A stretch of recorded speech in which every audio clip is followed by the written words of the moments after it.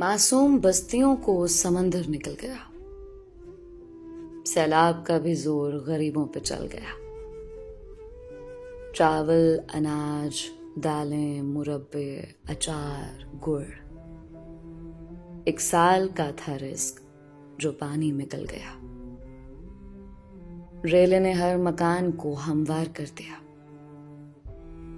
एक रात में हवेली का नक्शा बदल गया।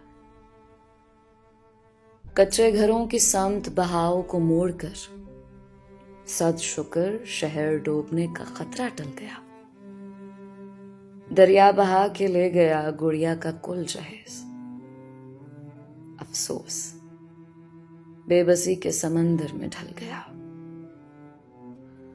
आकाश सभी जानवर बन जाते मछलियां।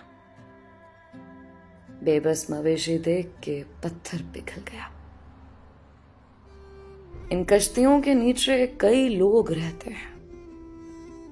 मैंने जो आज सोचा मेरा दिल दहल गया।